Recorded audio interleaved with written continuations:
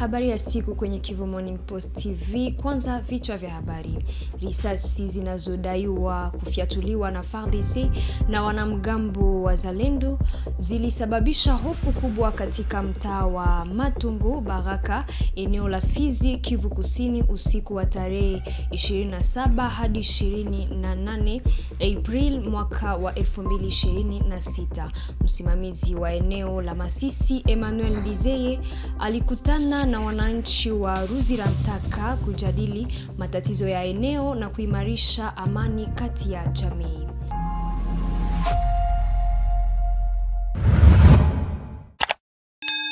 Hujambo. Hofu kubwa ilitokea katika mtaa wa Matungu, jimbo la Kalungwa Baraka usiku wa Jumatatu kwenda Jumanne tarehe 28 April mwaka 2026. Wajeshi wa FARDC na wanamgambo wa Zalendo walifyatua risasi nyingi na kusababisha hofu kubwa kwa wananchi. Harakati ya wananchi machozi ya raia imeomba vyombo vya usalama kukomesha vitendo hivi vinavyohatarisha maisha ya watu. Vrema twaja kuonyesha hali mbaya iliyopitika katika usiku wa tariki 27 mwezi wa 4 mwaka huu tunao. Vrema katika mji wa Baraka mukartie ya Matongo mkomini ya Kalunja kuliripotiwa milio mingi sana ya masasi yenye haijulikani lengo ya hayo.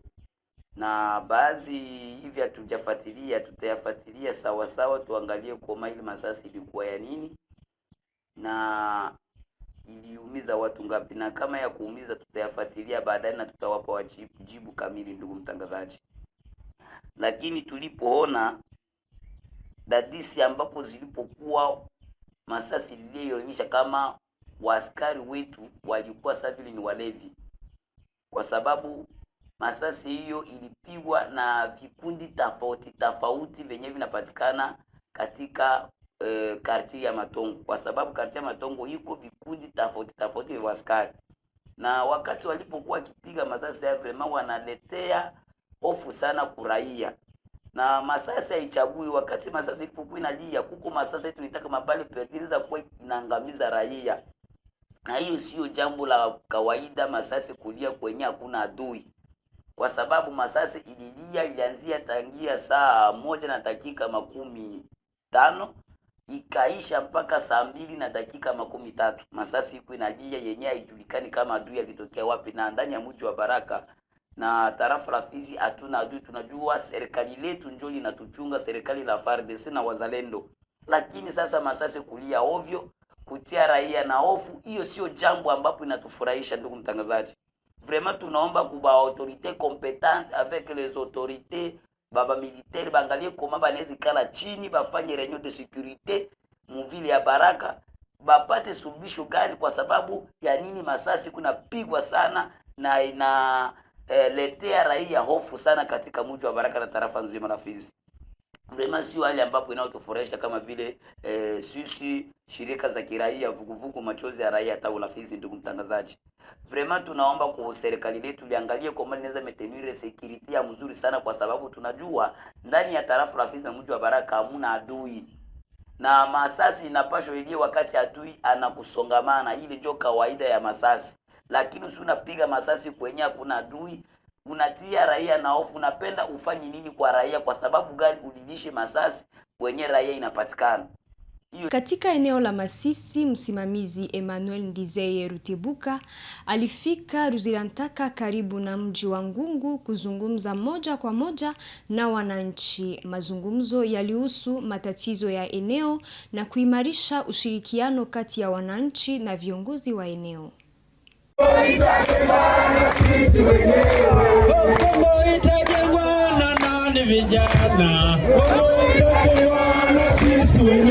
La localité de Ruzirantaka a vibré au rythme de l'arrivée de l'administrateur du territoire de Masisi, Emmanuel Ndizeye Rutebuka.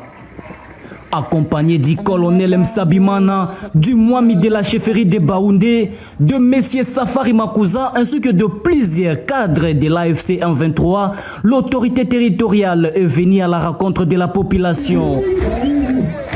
Devant une foule nombreuse, l'administrateur du territoire a axé son message sur le vivre ensemble, la cohésion sociale et la sensibilisation autour de la vision de l'AFC M23. Selon plusieurs témoignages recueillis sur place, la localité de Ruzirantaka, autrefois considérée comme un foyer d'insécurité causé par les groupes armés dont les FDLR et les Nyatura, connaît aujourd'hui une paix durable grâce à l'AFC M23. Usalama hapa kabisa katika eneo ya Ruzirantaka inaendelea vizuri. Hakuna trakasri, hakuna kunyanyaswa, kila mtu anatumika kazi yake kwa bidii bila unyanyasi. Na wakati wa wazalendo na FARDC Burundi kulikuwa je? Kuna tofauti mrefu kabisa. Ile wakati ya mbele tulikuwa naishi mubaya, kupigiwa, kunyanyaswa, kuporwa, lakini kwa leo tunaishi vizuri, hakuna jaribu ama mambo mabaya ambayo ARC inatufanyizia. Tunaishi nayo mzuri. Wakati ya mbele ya wazalendo watu walikuwa wanalima. Wakati unaenda ongola birai wala mhindi mushamba wanakuuliza makuta na unapana moya ya pili ya birai ambayo wenyewe uliongola. Lakini wakati M23 ilifika hapa hakuna kutusumbua tena na mataksi haziko na mabariere. Tuko tunaenda hapa mpaka Goma, hakuna bariere na tunasema kwamba hakuna mtu mwenyewe iko nakufa ovyo ovyo. Usalama ni mzuri kabisa. Prenant la parole, l'administrateur du territoire de Massissi, Emmanuel Ndizeye Routebuka, a indiqué que cette visite vise également à sensibiliser la jeunesse à s'engager au sein de l'armée révolutionnaire congolaise ARC dans le but de consolider la paix dans la région. Kwa siku ya leo tena tuko eneo ya Ngungu, sehemu wanaita Ruzirantaka. Kazi yetu ni kuangalia shida za raia. Nimefika hapa kusudi tuongee na raia wetu, na kuko mambo matatu ambayo yalikuwa yananileta haswa kuhusu ubaguzi wa makabila. Ile ni kwanza. Pili kuhusu security. Tatu ni development, maendeleo. Ndio imetuleta hapa na kuangalia shida zingine ambazo raia wanaweza kuwa nazo. Cette étape de Ruzirantaka s'inscrit dans le cadre d'une tournée entamée depuis plusieurs jours dans la chefferie de Baoundé.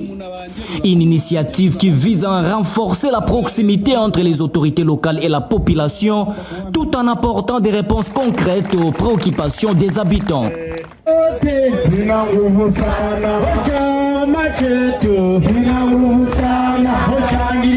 Katika Nyakakoma, eneo la Ruchuru, ISSN imewapa wachimbaji na wavuvi wa Ziwa Edward vibali vya usajili. Hatua hii inapanga shughuli za uvuvi na kumpa kila mtumbi namba maalum. Wavuvi wanasema hatua hii inapunguza migororo na kuongeza usalama.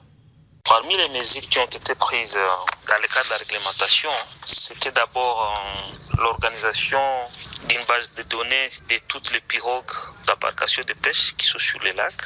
Et ça a été le moment d'identifier ces pirogues avec de nouvelles immatriculations. Et donc à Nyakakoma actuellement, toutes les pirogues sont immatriculées. C'est aussi par le biais de l'ISSN qui a octroyé ces plaques d'immatriculation gratuitement aux pêcheurs. Et la deuxième mesure maintenant pour que le lac soit productif, c'est l'assainissement des zones de frayère. Et cela passe par les patrouilles régulières qui sont organisées par l'ISSN et d'autres partenaires sur les lacs, dont le comité des pêcheurs.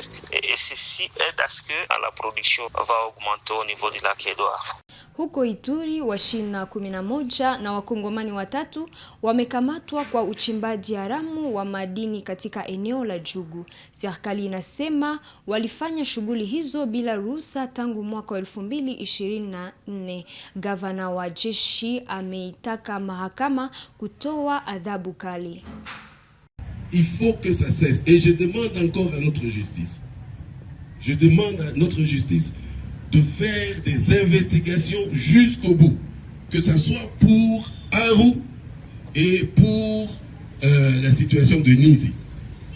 Vous savez qu'hier, lorsqu'on a découvert ce groupe, à la sortie, la délégation n'était plus en sécurité.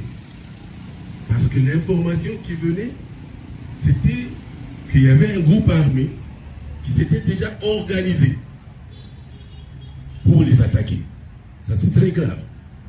C'est très grave. Aussi, nous avons appris qu'on a retrouvé un militaire en état d'ébriété dans le site. Je voudrais aussi savoir qui est ce militaire et qui est son commandant, pour qu'ensemble ils soient punis. Donc, je réitère encore mon message ici. Je vais suivre ces deux dossiers jusqu'au bout. Malheureusement, le procureur n'est pas là, mais je suivrai ce dossier jusqu'au bout pour qu'au moins ça soit un exemple. Nous avons été très larges. Vous savez que Nizi et Mabanga, c'était vraiment l'épicentre de l'insécurité. C'est là où il y avait les groupes armés. J'ai dû demander au chef de l'État, commandant suprême, qui est une résolution plus ou moins politique. Parce que, voilà, ces gens-là étaient là avant,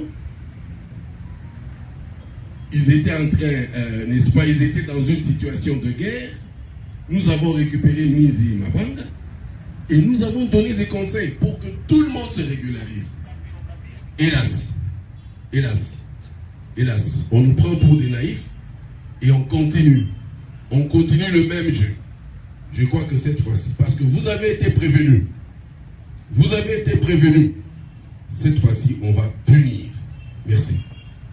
Ajali ya barabarani imeua watu 4 na kujeruhi 7 karibu na soko la Milumbu, Lubumbashi. Lori lilitoka barabarani na kugonga wauzaji kisha kugonga miti ndani ya kanisa la Bethany. Un camion de marque Volvo immatriculé 4342 AT05 a causé la mort d'homme ce lundi 27 avril 2026 en début de matinée non loin du marché Mimbulu. Venant du côté Kasumbalesa vers le centre-ville, ce camion contracté déjà vers la Fourrière est allé finir sa course dans un arbre planté dans l'enceinte de la paroisse Bethany de l'église méthodiste unie, fauchant au passage quelques personnes. Informé, le gouverneur de province intérimaire Martin Kazembe Choula a dépêché sur le lieu le ministre provincial de transport. Georges Mbabouni a visité les lieux du drame avant d'aller à Agapao Sainte Maternity où 3 victimes sont internées. L'une d'elles a relaté le fait. Justement, quand vous dépassez légèrement, il y a des dames qui vendent des avocats. Tout au long là, oui. Donc on a seulement entendu un bruit derrière là. C'est seulement un camion. Je ne sais pas si le moteur s'est emballé ou il y a eu un dysfonctionnement dans le système de freinage. Alors il est venu, il a ramassé des gens. Donc sur notre trajectoire, moi aussi j'étais là. Le ministre est allé ensuite à la morgue Upemba de la rue 8, commune de Katouba, où 3 corps inertes attendaient leur mise au frigo. À l'hôpital Jekamine Sud, 3 cas sont en traitement et 1 corps à la morgue. La dernière personne est celle qui est internée à la clinique Le Jourdain. Le ministre provincial de transport, Georges Mbabouni Mbao, est allé au commandement PCR ville de Lubumbashi pour avoir plus d'informations. C'est ici qu'est gardé le chauffeur du camion. Ce dernier a donné sa version de fait. Baraanza kuniita kwa telefoni, ekuteri ilikuwa mu mashikio. Ukushikia kwa ekuteri naanza kulia, efe ya kwenda kuangalia chini, ndio ni nyangula telefoni niyoke ula atanita, ni patron ni ula tunatumika naye. Ninajitrouve motoka inatoka volana niponyoka mu mkono. Cet accident a causé officiellement 4 morts et 7 blessés, comme explique le ministre provincial de transport, Mbabouni. On est parents, on a de la peine à faire un bilan sur les morts, mais que voulez-vous, c'est déjà arrivé. Nous pensons que nous allons beaucoup plus nous atteler sur ceux qui sont maintenant en vie, qui peuvent être récupérables, et nous sommes en train d'encourager tous les corps soignants, les médecins à pouvoir donner le meilleur d'eux-mêmes pour que tous ces cas répertoriés ainsi puissent être convenablement pris en charge. Et je crois que lors de notre rapport que nous allons donner à notre hiérarchie, ceci va être reçu avec un bon écho. Partout où il est passé, Georges Mbabouni Mbao a encouragé les accidentés ainsi que les familles des victimes et leur a rassuré du soutien et de la compassion du gouverneur de province intérimaire Martin Kazembe Choula. serikali ya Haut-Katanga inapanga kujenga barabara ya kupitisha magari makubwa ili kupunguza msongamano Kasumbalesa. Meya André Kapampa alikagua hali ya barabara ya Mokambo. Kasumbalesa est dans l'ascenseur de développement à haut niveau, vu les embouteillages monstres observés pendant ces temps sur la route Mukambo-Sakanya dans la ville de Kasumbalesa. Le maire de la ville, Maître André Kapampa Kamwanyan, avec l'équipe de l'OVD et les membres de différentes communautés, ont fait une descente mûre à Kasumbalesa village. Objectif, créer une autre voie de track. Les ingénieurs de cette entreprise de l'État et le service urbain des infrastructures ont démontré à l'autorité urbaine une explication technique pour la teneur des désengorgements. Maître André Kapampa Kamwanyan a profité de cette occasion de sensibiliser ses administrés de cette contrée. Cette ouverture pointe l'axe station Petrosil, la mission catholique, toujours à Kasumbalesa village. Ce projet a été accueilli par les habitants de ces coins. Le chef de cellule trouvé sur place tient à encourager le maire de la ville. Kile tukuna prefere si wote ni barabara yetu. Unaona vile mbele yiko na buchafu. Muko tu saa mupitake na bantu. Alors kama mnaanza kupita mamiotoka huko. Ni honeri yetu sisi wote. Ulia kwanza kushunguluka mule, alors tutaanza kupita shi wote paka hapa. Batulizane, bekale kimya. Batulizane tu. Kuchunga d'abord, kuchunga bale bantu bataanza kutengeneza ile fashi ile. Kubachunga bale bantu na kusikia kile beko nafanya ni kintu kani. Kile batafanya ni kintu kani. Bunge la Taifa limepitisha ripoti za makubaliano kati ya DRC na Marekani pamoja na DRC na Rwanda pamoja na ripoti ya kamati ya ulinzi na usalama kuhusu kusikiliza mawaziri 7 wa serikali. Après une période de trêve liée aux intenses travaux dans les différentes commissions, la Chambre basse a tenu une séance plénière ce lundi 27 avril 2026 sous les commandes de l'honorable premier vice-président de l'Assemblée nationale, le professeur Isaac Jean-Claude Chilumbaï. Et 4 points étaient inscrits à l'ordre du jour, à savoir l'examen et l'analyse du projet de loi portant autorisation de la prorogation de l'état de siège sur une partie du territoire national, l'examen et l'analyse du rapport de la commission mixte des relations extérieures, défense et sécurité, économique, financière et contrôle budgétaire sous l'accord stratégique signé le 27 juin 2025 à Washington entre la RDC et les États-Unis d'Amérique. L'examen et l'analyse du rapport de la commission mixte relations extérieures, défense et sécurité, économique et financière, contrôle budgétaire sous l'accord de paix entre la RDC et le Rwanda. Et enfin l'examen et l'analyse du rapport de la commission défense sous l'audition de 7 membres du gouvernement. Après l'adoption de l'ordre du jour, la parole a été accordée au ministre d'État en charge de la justice et garde des Sceaux, Guillaume Gefa Ntondoko, qui a présenté l'économie du projet de loi portant autorisation de la prorogation de l'état de siège sur une partie du territoire national. Sans amendement, ce texte a été déclaré recevable dans son intégralité, puis adopté article par article. Par la suite, la plénière a analysé 2 rapports de la commission mixte des relations extérieures, défense et sécurité, économique, financière et contrôle budgétaire. Ce rapport a été présenté tour à tour par les honorables Berthold Olungu et Serge Bahati, respectivement président et rapporteur de la commission mixte. Qu'il s'agit de la toute première initiative intelligible et transparente depuis une trentaine d'années que dure l'agression, et compte tenu des instruments juridiques et diplomatiques qui engagent l'avenir de notre pays, et enfin, au regard de la volonté d'un grand nombre de députés qui souhaitaient soutenir la vision salvatrice pour la paix et le développement harmonieux de notre pays. Bien qu'empêché, le président de l'Assemblée nationale, l'honorable Aimé Bougie Sangara, a formulé quelques recommandations à l'endroit de 2 projets de loi, notamment l'accélération du processus d'amélioration du climat des affaires pour attirer davantage des investissements dans le secteur minier, l'impératif de créer une task force nationale afin d'évaluer la mise en œuvre de l'accord. Après lecture de ces recommandations par l'honorable rapporteur, le professeur Jacques Joly et Sengekeli, la plénière a adopté les conclusions du rapport de cette commission mixte. Enfin, la plénière a examiné et analysé les conclusions du rapport de la Commission Défense et Sécurité relative aux auditions des 7 membres du gouvernement présentés tour à tour par le président de la Commission et son rapporteur, les honorables Ruben Simikindo et Serge Bahati. Sur 7 membres du gouvernement invités par la Commission, 5 se sont présentés physiquement, 2 autres se sont excusés pour raison d'État. Mwisho wa habari za siku kwenye Kivu Morning Post TV. Shukrani zetu ziwafikie kwa kutufata mwanzo hadi mwisho. Tukutane siku ijayo.